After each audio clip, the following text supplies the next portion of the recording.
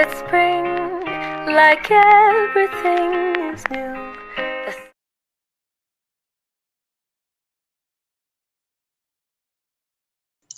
Assalamualaikum warahmatullahi wabarakatuh.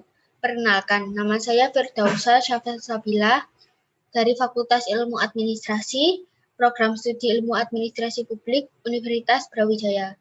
Kali ini saya akan mengimplementasikan kuliah daring mata kuliah Pancasila dengan topik Pancasila dalam kajian sejarah bangsa Indonesia.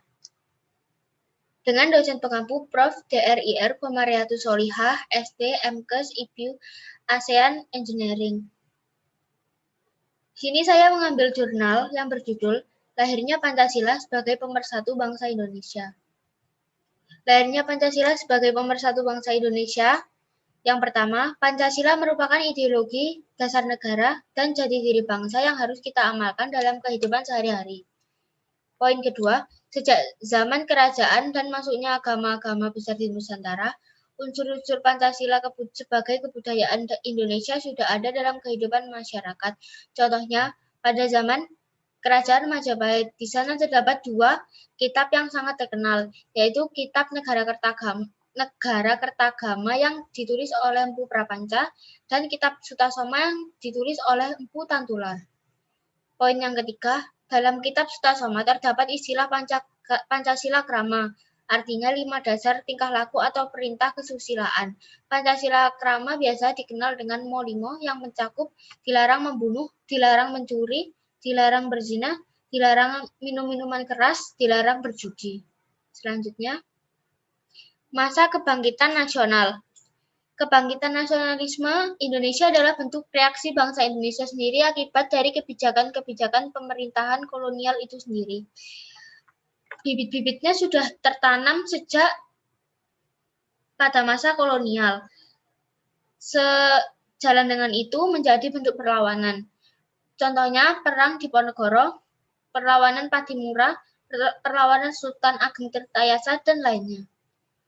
Organisasi Budi Utomo dipandang sebagai embrio gerakan nasional untuk mewujudkan suatu negara merdeka. Organisasi Budi Utomo merupakan pelopor pergerakan nasional, sehingga setelah itu bermunculan organisasi-organisasi pergerakan yang lain seperti Sarekat Dagang Islam, PNI, Indis Partij, dan lainnya.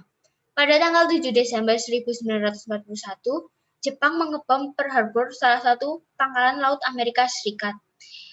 Karena bom ini akhirnya memicu Perang Pasifik, serta dalam kurun waktu singkat Jepang berhasil menguasai Indonesia.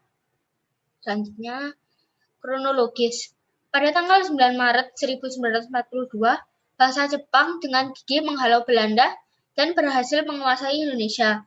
Jepang sangat menyadari bahwa menguasai Indonesia tidaklah mudah. Apalagi setelah dikuasai Belanda selama bertahun-tahun. Berarti budaya Barat atau budaya Belanda sudah mempunyai pengaruh yang cukup kuat. Untuk itu Jepang melakukan propaganda agar masyarakat Indonesia mau membantu dan tertarik dengan Jepang. Selanjutnya, Jepang mulai terdesak oleh pergemburan pihak sekutu. Selanjutnya, Jepang berjanji akan memberikan hadiah kemerdekaan kepada bangsa Indonesia. Di sini ada yang mempercayainya dan ada yang tidak mempercayainya dan hanya memikirkannya sebagai janji palsu. Pada tanggal 29 April 1945, Jepang membentuk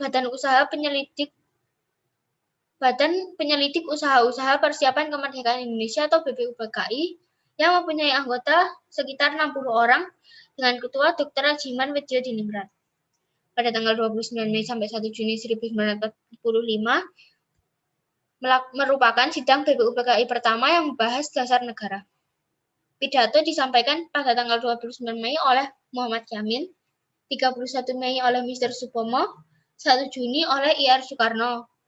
Pada tanggal 1 Juni, BPUPKI membentuk panitia 9 yang berjumlah 9 orang yang terdiri dari IR Soekarno, Muhammad Hatta, A.A. Maramis, Abi Kusno Cokro Sujoso, Abdul Kahar Muzaki, Haji Agus Salim, Mr. Ahmad Subarjo, Kiai Haji Wahid Hasyim, dan Muhammad Yamin. Selanjutnya, isi pidato. Muhammad Yamin pada tanggal 29 Mei 1945. Yang pertama, Pri Kebangsaan. Yang kedua, Pri Kemanusiaan. Yang ketiga, Pri Ketuhanan. Yang keempat, Pri Kerakyatan atau Permusyawaratan dan Perwakilan. Yang kelima, Kesejahteraan Rakyat atau Keadilan Sosial.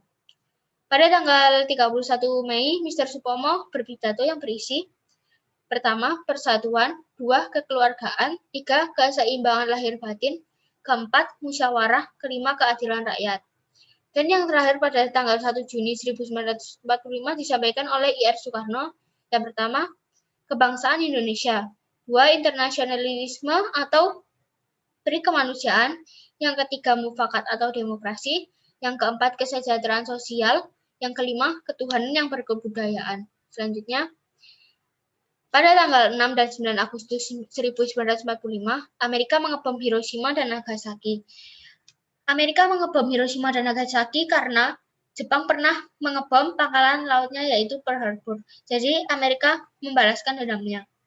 Pada tanggal 7 Agustus 1945, Soekarno membentuk PPKI atau Panitia Persiapan Kemerdekaan Indonesia. Pada tanggal 15 Agustus 1945, Jepang menyerah tanpa syarat kepada Sekutu dan terjadi kekosongan kekuasaan atau vacuum of power. Pada tanggal 16 Agustus 1945, terjadi peristiwa Rengas Dengklok yang menyebabkan I.R. Soekarno dan Muhammad Hatta diculik oleh golongan muda untuk mendesaknya agar segera memproklamasikan kemerdekaan Indonesia.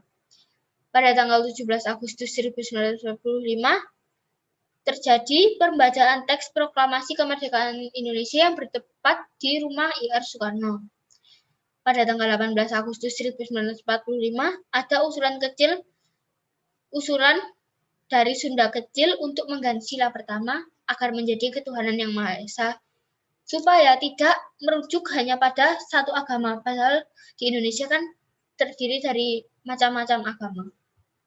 Selanjutnya, sidang PPKI pada tanggal 18 Agustus 1945 akhirnya menetapkan Undang-Undang Dasar 1945 dan Pancasila sebagai dasar negara.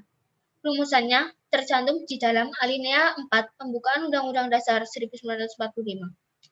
Pada waktu itu juga Indonesia telah memilih dan menetapkan I.R. Soekarno sebagai presiden dan Muhammad Hatta sebagai wakil presiden Republik Indonesia. Sebelum terbentuknya Majelis Permusyawaratan Rakyat atau MPR, kekuasaan dijalankan oleh presiden dengan bantuan Komite Nasional Indonesia. Indonesia belum mempunyai MPR karena Indonesia kan baru aja merdeka, jadi belum bisa apa-apa, ya cuma bisa menjalankan kekuasaan dengan seadanya dulu baru nanti dibentuk. Yang terakhir, bahkan setelah Indonesia merdeka, pada sidang PBB, Soekarno mengenalkan Pancasila ini kepada dunia, karena wajib mendapat pengakuan dunia internasional atau de jure. Soekarno mendapat kesempatan berpidato di depan Kongres Amerika Serikat dalam kunjungannya pada tanggal 17 Mei 1956. Soekarno memperkenalkan Pancasila dan menjabarkan arti masing-masing dari sila itu kepada masyarakat luas, masyarakat internasional. Terima kasih. Sekian dari saya. Mohon maaf kalau banyak kekurangan. Semoga ilmunya bermanfaat. Wassalamualaikum warahmatullahi wabarakatuh. Call it spring, like